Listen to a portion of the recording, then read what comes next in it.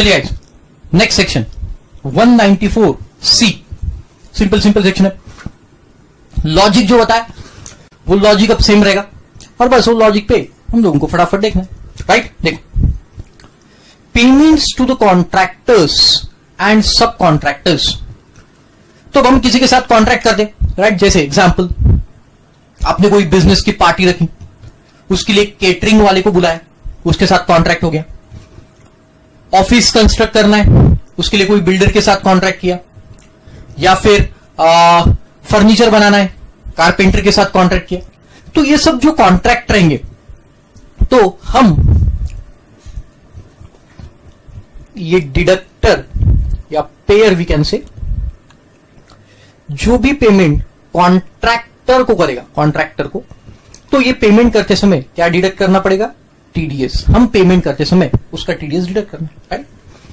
तो देखो, इसमें सभी लोग हैं, person responsible for deduct the TDS, all the people. आप अगर ये लिस्ट एक बार पढ़ेंगे, सभी लोग इसमें, एवरी पर्सन, चाहे individual, HUF, company, AOP, BOI, सब दिए, कोऑपरेटिव सोसाइटी, कोऑपरेटिव बैंक, सबको टीडीएस काटना।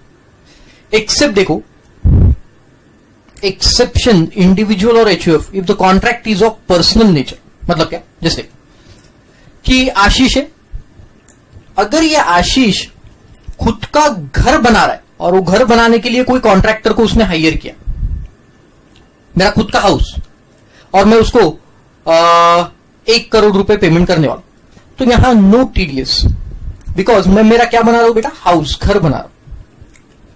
बट वही अगर मैं मेरा ऑफिस बनवा रहा हूं, ऑफिस, ये पर्सनल नेचर का है क्या? No, of course not. तो अगर कॉन्ट्रैक्ट पर्सनल नेचर का नहीं, तो फिर यहां पे टीडीएस कटेगा। दूसरा एग्जाम्पल, अब देखो, आप टैक्स पढ़ के पास हो जाएंगे, राइट। फिर आप शादी करेंगे, फाइनल वाइनल सब होने के बाद शादी करेंगे। शादी करने के बाद आप शादी में कैटरिंग वाले को बुलाएंगे, राइट। मुझे भी बुलाएंगे, मैं भी खाना खाने आऊंगा, भूलना मत, पक्का आऊंगा मैं। हाँ, आपकी शादी जहां पे भी हो बुला लेना आप, मैं आऊंगा, पहुंच जाऊंगा, राइट। तो ये आपको मालूम है, आशीष सर आ रहे, तो अच्छे कॉन्ट्रैक्टर को आपको हायर करना पड़ेगा, ऑफकोर्स, राइट। तो वो कॉन्ट्रैक्टर को आपने पेमेंट किया, उस पर टीडीएस काटेंगे क्या? नो, बिकॉज इट शादी कर रहे हो आप, मतलब ये कौन से नेचर का है? पर्सनल नेचर का कॉन्ट्रैक्ट। बट वही बिजनेस में पार्टी थ्रू किया, सीएससीडब्ल्यू बन गई, बिजनेस बढ़ाने के लिए प्रमोशन एक्सपेंस, आपने सब क्लाइंट को एक बार पार्टी थ्रू किया, काटना पड़ेगा? Yes, definitely, right. तो फिर ये पर्सनल और बिजनेस के नेचर का डिफरेंस बताया। देन नेचर ऑफ पेमेंट देखो, वही जो बताया अभी आपको, कॉन्ट्रैक्ट के केस में कौन सा पेमेंट आएगा? Payment of any sum to any resident contractor for carrying out any work including supply of labour. Labour supply भी करते बहुत सारे लोग, उसका भी कॉन्ट्रैक्ट रहता है कि मैं आपको लेबर सप्लाई करूंगा, वो भी कॉन्ट्रैक्ट हो गया। दूसरा, इंक्लूडिंग एडवर्टीजमेंट, है ना। जैसे मैं लाइफ बॉय मैन्युफैक्चरर हूं मान के, तो मैंने सोनी टीवी के साथ एग्रीमेंट किया कि आप 1 साल तक मेरी एडवर्टीजमेंट कंटिन्यूस दिखाएंगे, उसके लिए मैं आपको इतना पैसा पे करूंगा। तो हम दोनों के बीच में क्या हो गया? कॉन्ट्रैक्ट हो गया। तो जब भी मैं सोनी टीवी को पैसा पे करूंगा, मैं उनका टीडीएस काटूंगा, right. Broadcasting, television including production of programme, telecasting, carriage of the goods, passenger, transport other than by way of railway, है ना। रेलवेज का आपको टीडीएस नहीं काटना, ओके। फिर कैटरिंग बताया, मैन्युफैक्चरिंग और सप्लाइंग ऑफ द प्रोडक्ट, किसी के साथ मैन्युफैक्चरिंग सप्लाइंग का कॉन्ट्रैक्ट किया, वो भी आएगा, राइट। फिर category of person, any person, किसका काटना है? कोई भी, सामने वाला पर्सन कोई भी रहो, उसका टीडीएस हमें काटना है।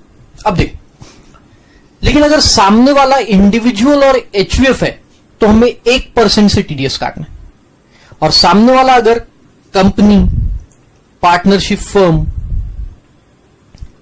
एओपी, बीओआई है, तो फिर हमें कितने परसेंट से काटना है टीडीएस? 2% से। जैसे एग्जांपल देता हूं, सिंपल, कैटरिंग का एग्जांपल लेते, बिजनेस पर्पस के लिए पार्टी दिया हमने, बिजनेस प्रमोशन के लिए। सामने वाला पर्सन इंडिविजुअल है, मिस्टर मुरली का कैटरिंग का बिजनेस है, तो फिर मैं जो भी पेमेंट करूंगा आपको, मान के चलो आपने मुझे 5 लाख रुपए कोट किया, तो 5 लाख का 1% मैं आपका टीडीएस काटूं, राइट। और वही ये मुरली की प्राइवेट लिमिटेड कंपनी या पार्टनरशिप फर्म है, तो मुझे कितना काटना पड़ेगा फिर? 2%, Okay? Where any sum is paid or credited or carrying out any work in subsection E above, tax shall be deducted at source on total invoice excluding the material if the value of material is mentioned separately in the invoice, and on the whole of invoice value if the value of material is not mentioned separately in invoice. जैसे देखो, अभी contract किया आपके साथ मैंने contract ऐसा किया 5 लाख का कि आप ही सब मटेरियल लाओगे, मेरे पीछे झंझट नहीं जी, आप ही सब लाओगे, जो भी लाना है आपको, आलू टमाटर मटर पनीर गोभी जो भी लाना है आपको सब आप लाएंगे, आप हमें बस खाना खिलाएंगे भाई, आपको 5 लाख रुपए मिल जाए। तो उसने मुझे बिल दिया जिसमें लिखा था मटेरियल, मुझे बिल दिया मटेरियल था 2 लाख रुपए का और सर्विस की वैल्यू थी 3 लाख रुपए। उसने जो सर्विस दी मुझे उसकी वैल्यू कितनी, ऐसे पूरा 5 लाख का बिल दिया। तो अब टीडीएस कितने पे कटेंगे? मटेरियल पे टीडीएस कटेंगे। मटेरियल इज इज वैल्यू, मतलब वो उसको मिल रहा है कि नहीं, ये तो पैसा 5 लाख में से 2 लाख उसका खर्च हो गया, राइट? तो मैं टीडीएस कितने पे काटूंगा बेटा? ये 3 लाख पे टीडीएस काटूंगा। Are you getting the point? और अगर उसने मुझे टोटल 5 लाख का बिल दिया, पूरे 5 लाख का बिल दिया, तो फिर अब टीडीएस कितने पे रहेगा? पूरे 5। बाइफर्गेशन जरूरी, अगर बाइफर्गेशन नहीं दिया तो फिर पूरे अमाउंट पे टीडीएस कटेगा। And if you had given the bifurcation तो फिर सिर्फ जो उसकी फीस अमाउंट है उस पे टीडीएस कटेगा, सिंपल। क्योंकि जो उसकी इनकम कितनी है? 3 ही लाख है, उसकी इनकम 5 लाख थोड़ी ना है, उसमें से 2 लाख तो पैसा पे किया उसने। No TDS. अब देखो, पहले समझा देता हूं। मान के चलो हमने एक कॉन्ट्रैक्टर के साथ, आशीष मेरा ऑफिस का फर्नीचर बनाना है, तो इसलिए मैंने एक कारपेंटर के साथ कॉन्ट्रैक्ट किया। अब अगर ये कॉन्ट्रैक्टर को मैं सिंगल पेमेंट, है ना, सिंगल पेमेंट 30,000 रुपए के ऊपर कर रहा हूं, है ना, 30,000 अबाउ कर रहा हूं, तो मुझे टीडीएस डिडक्ट करना पड़ेगा। और अगर साल भर में, पूरे ईयर में, साल भर में अगर मैं पेमेंट 1 लाख रुपए से ऊपर करूं तो भी मुझे टीडीएस डिडक्ट करना पड़ेगा। 2 केसेस है, एक का 30 साल का 1 लाख, एक का 30 साल का 1 लाख, राइट? मतलब क्या कि मान के चलो वो कारपेंटर को मैंने पेमेंट किया, सिंगल पेमेंट किया 28,000, should I deduct the TDS? No. But मैंने उसको एक टाइम पे पेमेंट किया 35,000, now should I deduct the TDS? Yes. अब डिपेंड, वो कॉन्ट्रैक्टर इंडिविजुअल है तो फिर 1% काटूंगा, और उसकी पार्टनरशिप फर्म या कंपनी है तो 2%। 1 लाख का एग्जाम्पल भी लेते, जैसे देखिए, अब मान के चलो कि वो कॉन्ट्रैक्टर को, ये अपना ईयर है, राइट, अप्रैल से मार्च, मैंने यहां उसको पेमेंट किया महीने में 28,000 पे, क्या टीडीएस कटेगा बताओ? नो टीडीएस, नहीं करेंगे डिडक्ट। फिर यहां पे पेमेंट किया मैंने जुलाई महीने में 32,000, 32,000, बताओ टीडीएस कटेगा क्या? तो देखो दोनों मिला के कितना हो गया? 60,000, है ना, 67 होता है ना, यस 60,000। तो 1 लाख से तो ऊपर नहीं गया, तो सेकेंड क्लॉज में हम नहीं फंसे। ईयर में 1 लाख से ऊपर गया तो ही टीडीएस काटना, तो सेकेंड क्लॉज में नहीं फंसे। लेकिन सिंगल पेमेंट 30,000 रुपए से ऊपर गया ना, समझ में आया आपको? तो फिर यहां टीडीएस डिडक्ट होगा।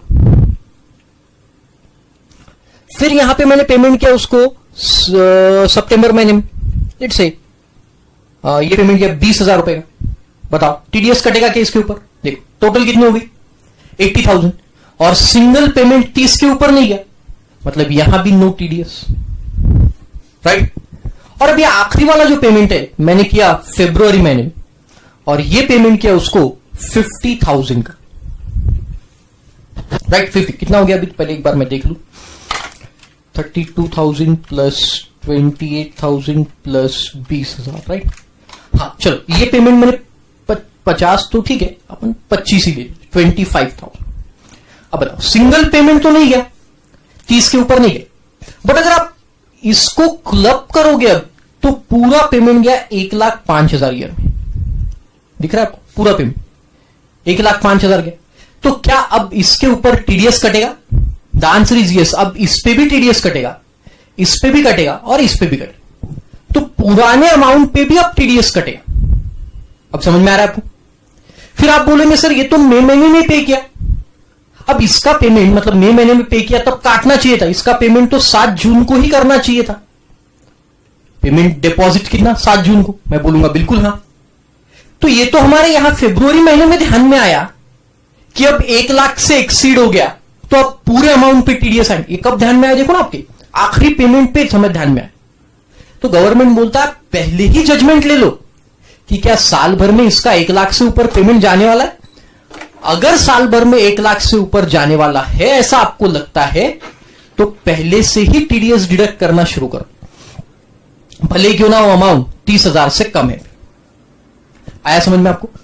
सो नॉर्मली क्या करना है आपको? 30,000 रुपए से ऊपर अगर सिंगल पेमेंट कर रहे हो तो टीडीएस काटना है, और साल भर में अगर 1 लाख से ऊपर गए तो फिर सब पूरे अमाउंट पे टीडीएस काटना है। मतलब अब 28,000 32,000 पे तो ऑलरेडी काट चुके, वापस नहीं काटेंगे। 20,000 पे भी काटना पड़ेगा और 25, राइट? तो देखो वहां पे contracts the consideration for which does not exceed 30,000, मतलब 30,000 के ऊपर नहीं है तो फिर टीडीएस काटने की कोई जरूरत नहीं। And the aggregate sum credited or paid or likely to be credited or paid during the financial year does not exceed 1 lakh during the financial year, does not exceed 1 lakh. और द पेमेंट, ये हो गया, और the payment to the contractor during the course of business of plying, hiring, leasing of the goods, इनके case में क्या देखो, not owing more than 10 carriage at any time during the previous year and who furnishes the PAN। मतलब आपका कोई truck वाले के साथ कॉन्ट्रैक्ट, सनी देओल, मैं निकला गड्डी लेके, राइट, उसके साथ कॉन्ट्रैक्ट, और अगर वो कॉन्ट्रैक्टर के पास है ना, सनी देओल, वो कॉन्ट्रैक्टर के साथ ये डिडक्टर है, इसके पास मान के चलो साल भर में less than or equal to 10 vehicle, right, 10 vehicle, सिर्फ 10 vehicle, less than or equal to 10 vehicle, तो फिर इसका टीडीएस काटने की जरूरत नहीं, प्रोवाइडेड ये सनी देओल ने हमको पैन नंबर देना चाहिए, पैन कार्ड का कॉपी देना चाहिए, राइट, तो टीडीएस नहीं कटे। बट उसके ऊपर उसके पास 10 से ज्यादा व्हीकल और फिर वो 30,000 और 1 लाख वाली लिमिट क्रॉस हो गई तो फिर टीडीएस काटना पड़ेगा। इतना simple. At the time of credit और payment whichever is earlier, deduction. फिर deposit table a 26Q, same sub 13, simple. तो यहां कितना है, कितना परसेंट काटना है? 1% और 2% इंडिविजुअल एचयूएफ के लिए 1% और बाकी 2%, ये ध्यान में रखना है आपको। और ये वाला सिंगल पेमेंट 1 का 30, साल का 1 lakh. Then insurance commission, simple simple, ये इंश्योरेंस कंपनी रहती है, insurance company, let's say NIC, national insurance company, ये क्या करती है? कमीशन एजेंट अपॉइंट करते हैं अपने, कमीशन एजेंट्स जो बिजनेस लाते। देखो आप गली गली में जाओ, हर गली में आपको ये मिलेंगे कमीशन एजेंट, राइट। तो ये कमीशन एजेंट्स को इंश्योरेंस कंपनी क्या देती है बेटा? कमीशन देती है, कमीशन, कमीशन उनकी इनकम रहती, ये कस्टमर को पकड़ते और इंश्योरेंस करवाते, राइट। तो ये कमीशन देती है इंश्योरेंस कंपनी, तो ये कमीशन पे टीडीएस है। तो देखो कौन दे रहा है, पे कौन कर रहा है? देखो इंश्योरेंस कंपनी, डिडक्टर कौन होगा? इंश्योरेंस कंपनी, और पे कोई भी हो सकता है। अगर ये पर्सन मतलब कमीशन एजेंट अगर नॉन कॉर्पोरेट एसेसी मतलब इंडिविजुअल है, मैं आप ऐसे सब लोग हैं, तो फिर 5% डिडक्ट करना। और अगर कंपनी है सामने वाली मतलब कमीशन एजेंट की कंपनी है तो फिर कितना परसेंट है? 10%, याद रखना पड़ेगा, राइट। और अगर साल भर में कमीशन अमाउंट, साल भर में ईयरली, देखो फाइनेंशियल ईयर 15,000 रुपए या उससे कम है तो टीडीएस काटने की जरूरत नहीं। नो टीडीएस या एग्जेम्पशन लिमिट। अगर 15,000 है, मतलब इंश्योरेंस कंपनी ने इनको कमीशन दिया 10,000, तो इंश्योरेंस कंपनी पूरा 10,000 पे, कोई टीडीएस नहीं काटे, राइट। बट अगर इनको 20,000 पे किया तो कितना टीडीएस काटना पड़ेगा? अगर इंडिविजुअल है, नॉन कॉर्पोरेट एसएसी है तो 5% और कॉर्पोरेट एसएसी है तो 10%। तो मान के चलिए कॉर्पोरेट है तो कितना टीडीएस काटेगी? 20,000 माइनस 15,000 करेंगे क्या? नहीं, पूरा 20,000, मतलब 2,000 रुपए टीडीएस काट ले और ये गवर्नमेंट को भर दे, राइट। क्रेडिट और payment whichever is earlier, table A B C और फॉर्म नंबर 13। देन चल, तो अब नेक्स्ट देखो, payment in respect of life insurance company. तो क्या होता है देखो, कि कोई इंश्योरेंस कंपनी है मान के चलो, राइट। तो ये इंश्योरेंस कंपनी, इस इंश्योरेंस कंपनी के पास आप जाके अपना इंश्योरेंस करवाते हो, राइट। और फिर कुछ हादसा हो गया तो फिर इंश्योरेंस कंपनी क्या करती है? आपको पेमेंट करती, right. Insurance company makes payment. तो पहले आपने ये इंश्योरेंस कंपनी को प्रीमियम पे किया था और अब ये इंश्योरेंस कंपनी आपको पेमेंट करती, कोई भी हादसा हुआ तो, राइट। तो ये पेमेंट जो इंश्योरेंस कंपनी आपको कर रही है, इसके ऊपर इंश्योरेंस कंपनी को टीडीएस डिडक्ट करना है। पेयर कौन है? इंश्योरेंस कंपनी, तो उसको आपका टीडीएस डिडक्ट करना है, ओके। और कब डिडक्ट करना है? तो ये जो पेमेंट है आपका जो इंश्योरेंस कंपनी ने किया, if it exceeds 1 lakh, 1 lakh के ऊपर गया फाइनेंशियल ईयर में, पूरे फाइनेंशियल ईयर में 1 लाख से ऊपर गया, तो इंश्योरेंस कंपनी को टीडीएस डिडक्ट करना। मतलब अगर ये 1 लाख से कम है, या मान के चलो कि इंश्योरेंस कंपनी ने आपको पेमेंट किया 90,000 का, तो फिर इंश्योरेंस कंपनी को कोई टीडीएस डिडक्ट करने की जरूरत नहीं, ओके। तो if this payment exceeds financial year में 1 लाख और मोर है, 1 lakh or more, then insurance company require to deduct the TDS. अब देखो क्या हुआ कि पहले क्या था, मतलब जो डेट दी हुई देखो 31 अगस्त 2019 तक, 31 अगस्त 2019 तक क्या था? तो ये आपका ईयर है मान के चलो, तो ये 31 अगस्त 19 तक, यहां तक प्रोविजन ये था, ये 1 अप्रैल 19 और 31 मार्च 20, यहां तक प्रोविजन ये था कि अगर आपको इंश्योरेंस कंपनी पेमेंट कर रही है और वो 1 लाख या उससे ऊपर गया, तो इंश्योरेंस कंपनी को टीडीएस डिडक्ट करना रहता था एट द रेट ऑफ 1%, है ना, 1%। मान के चलो 1,50,000 रुपए का पेमेंट किया, 1.5 लाख रुपए का पेमेंट किया, तो इंश्योरेंस कंपनी 1%, मतलब 1,500 रुपीज डिडक्ट करना पड़ता। लेकिन ये प्रोविजन कहां तक था? यहां तक। तो लेट्स से कि आपका 31 मई को पेमेंट हुआ 1,50,000 का, तो इंश्योरेंस कंपनी को कितना डिडक्ट करना पड़ेगा? TDS at the rate of 1%, that is 1,500, और बचा हुआ फिर आपको पेमेंट कर देंगे। बट अब 1 सितंबर के आगे, 1 सितंबर 2019 के आगे, अब अगर 1 लाख के ऊपर पेमेंट जाता है, तो उस पेमेंट पे इंश्योरेंस कंपनी को 5% के हिसाब से टीडीएस काट, 5%, वेरी इंपॉर्टेंट, मार्क कर दो, वेरी इंपॉर्टेंट। तो 5% टीडीएस 194 डीए में काटना पड़ेगा। ये कौन सा सेक्शन है टीडीएस का? 194 डी। तो बस वही सब चीजें दी है। तो अब अगर 1.5 लाख का पेमेंट होगा, 1.5 लाख का, तो इसके ऊपर 5%, मतलब 7,500 रुपए का टीडीएस डिडक्ट। ओके, चल लेट्स सी, देखो, insurance companies, person responsible to deduct the tax, insurance company. Category of pay, कौन है कैटेगरी? देखो, एनी रेसिडेंट एसएससी, किसी भी रेसिडेंट एसएससी को अगर पेमेंट होता है तो। रेट ऑफ डिडक्शन क्या है? देखो, 1% पेमेंट इंक्लूडिंग बोनस टिल 31 अगस्त 19। मतलब क्या? चलो मान के चलो, एग्जाम्पल देता हूं। तो आपको इंश्योरेंस कंपनी ने क्या किया? 90,000 का सम अश्योर्ड पे किया, सम अश्योर्ड, जिसके लिए आपने वो इंश्योरेंस लिया था, वो सम अश्योर्ड है 90,000 का, प्लस आपको बोनस दिया 60,000, तो ऐसे 1.5 लाख रुपए, तो टीडीएस कटेगा या नहीं? यस कटेगा। और कितने पे कटेगा? पूरे 1.5 लाख पे कटेगा। अरे समझ में आया आपके?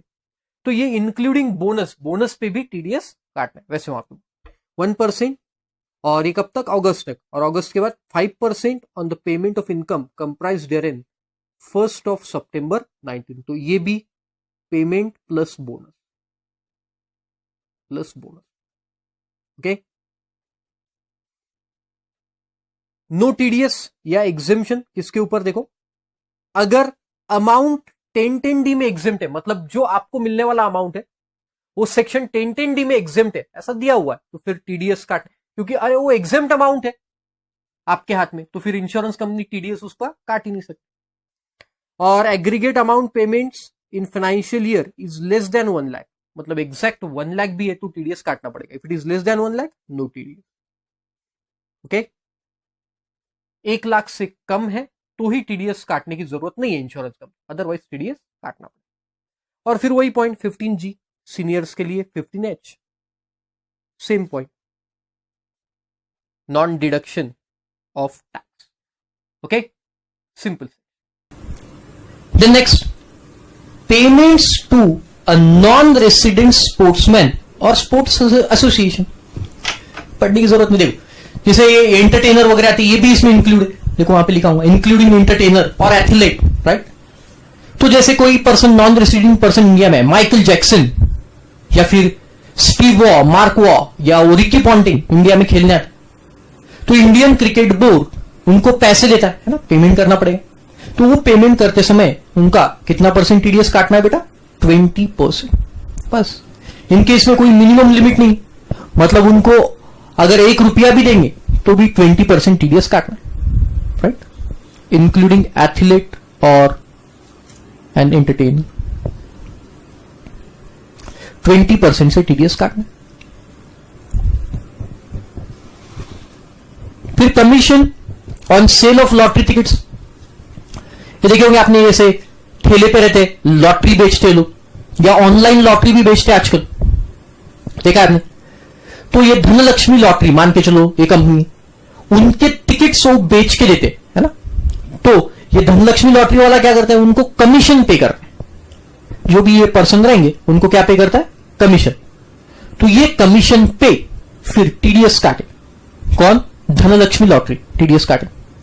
कितने % से काटेंगे? देखो 5% से।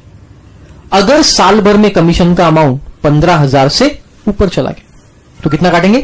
5%। सिंपल। चलो देख लो फटाफट यहां तक।